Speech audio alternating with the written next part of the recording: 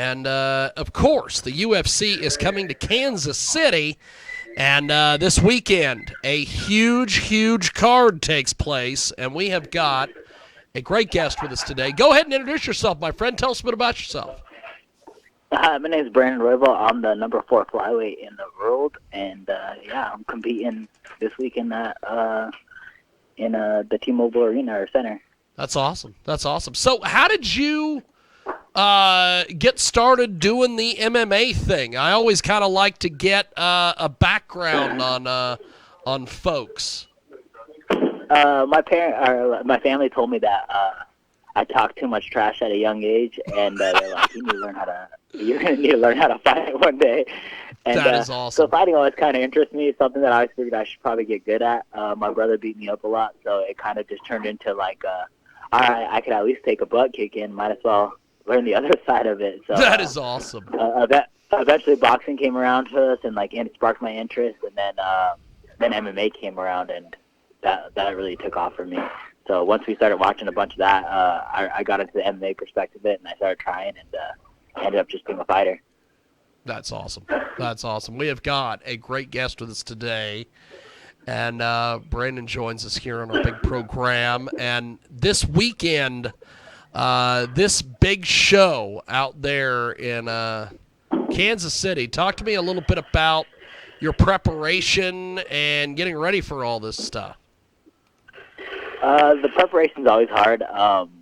It's just a lot of work. I had three training practices a day. 3 training practices a day, and just a lot of hard work goes into this. A lot of pouring your soul into it. So I don't know. The preparation was super hard, but we train hard because our opponents are really good. So yes.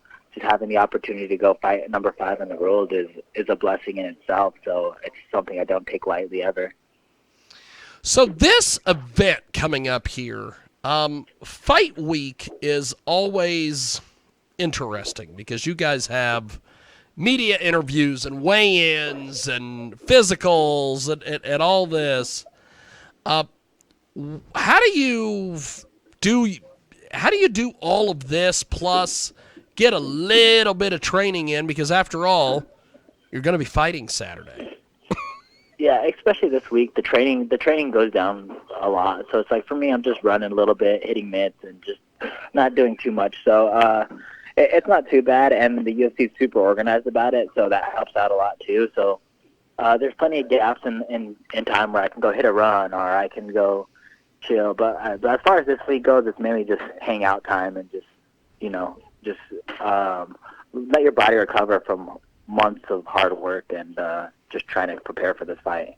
That's awesome. So, is there a prediction that you have, or are you just one of these guys that I'm just going to go in there and see what happens? I mean, I am one of those guys that just goes in there to sees what happens. But a prediction is just for me. I've pretty much won fight of the night with all my wins, and I just predict some craziness. I predict some craziness. I hope I can introduce some chaos into Mateus Nikolai's life. And that's where I thrive the best, is in the mix of the chaos. That's awesome. So, as you get ready for this, what is fight night like? Because I've been at, we've covered some MMA and events like this, but nothing like the UFC. What is a UFC night of the fight like?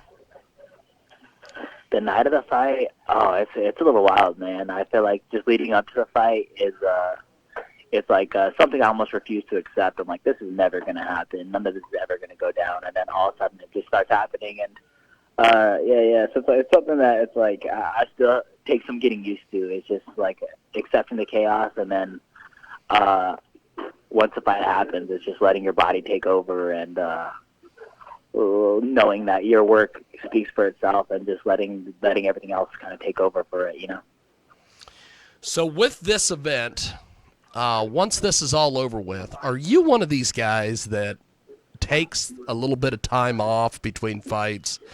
Or are you one of these guys that's, oh my God, I'm back in the gym on Monday morning? it just depends on how my body feels, honestly. But I'm definitely going to take a week off. I want to go on a trip, go see a few things, and at least a week away to gather my thoughts and my next move. But I feel like no matter what, between the weight cut and fighting, it's just you need some time off. I'm so happy to hear that. Because there are so many fighters that I interview on the local level, and even some of these guys that have gotten, not to where you are, obviously, with the UFC, but I've never understood that mentality. Whether you win or lose, you're back in the gym on Monday. And I am so glad to hear from someone. They're like, no, you got to have a little bit of time off, let your body heal. Yeah, for sure. And it's like, honestly, I went the opposite approach of where I fought and then I go straight back to the gym, and it's just like you're not really doing as well as you should do anyways. It's like you owe yourself that time, and especially you're prepared hard for the month before. It's like your body needs that recovery.